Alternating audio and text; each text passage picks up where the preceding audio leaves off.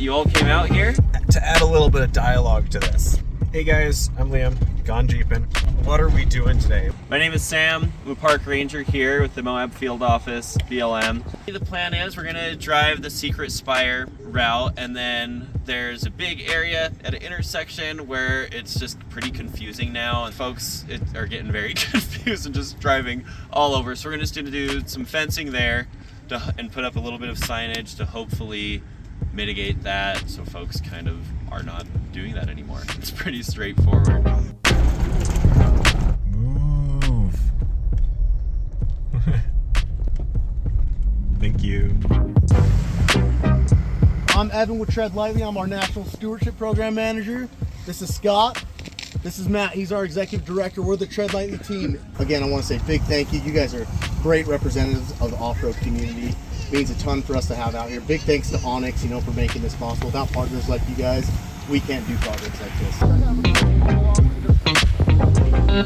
Out here, we'll have one group starting on that end, and then we're gonna have one group in the middle, and another group over here. A lot of support from the industry to come out and say, hey, you know what? They need signage, let's get it done. We've got a lot of other companies out here.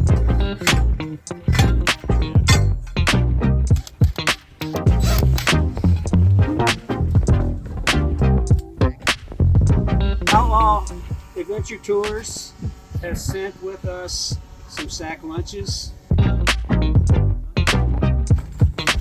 You guys are the stewards that we need to be passionate about preserving these public lands for future use, and so that we can continue to drive out here. Pretty awesome. You're all out here volunteering on your vacation to come out and do a bunch of fence line.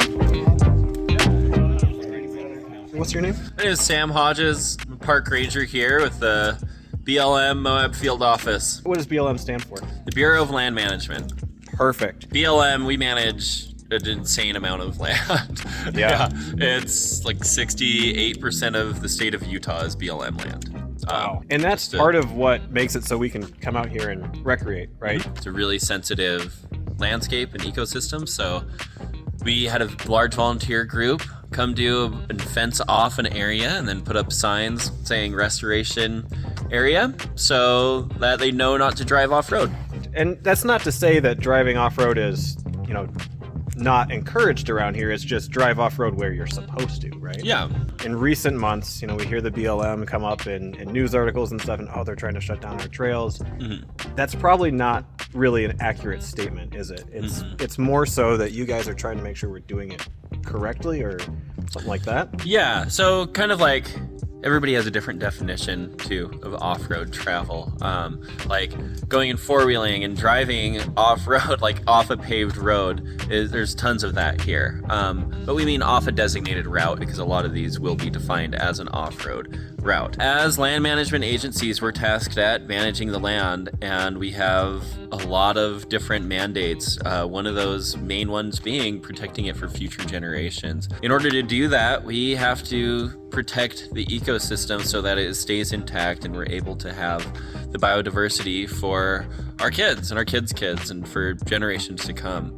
So we need support and help from every user group, whether it's mountain bikers, jeepers, ATVs, OHVs, climbing community, whatever it is. It's kind of an all hands effort, and we all need to be acknowledging that we're all on the same team and we all like having public lands to recreate out on. So what I'm hearing is if we want to keep doing what we're doing, we want to keep enjoying these trails and riding on them and driving cross country to see some of the best trails in the nation or in the world, then we need to be doing our part, and we need to make sure that we're staying on the trails. We need to volunteer with things like this if we have time, and just pick up trash and don't leave it behind. Like simple things, right? Pretty straightforward concepts. Cool. All right, well, if you're watching, make a difference, and we'll see you on the next one.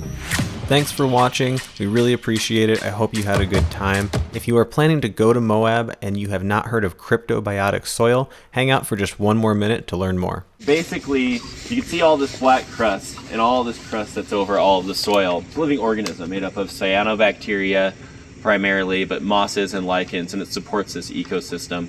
It holds in the sand. So when we have these huge wind events like we had on Monday, if we didn't have this crust here, all of the sand would just be blown out away. And it would just be this kind of Mad Maxian landscape. With it having this truss, since it has all those ridges on it, when we do have these big wind events and plants go to seed, their seeds are able to get lodged in those ridges. So then when it finally does rain here, they're able to actually start germinating and propagate. So again, without it, we wouldn't have any plant life. So it's super important to this ecosystem and is a main part of it. If you drive on it or step on it, or it takes anywhere from 7 years to 30 years to grow back depending on where it is. So just be really cognizant and really intentional about where we are driving when we're staging and setting up for our project, just trying to be on durable surfaces, meaning rock or wash bottoms.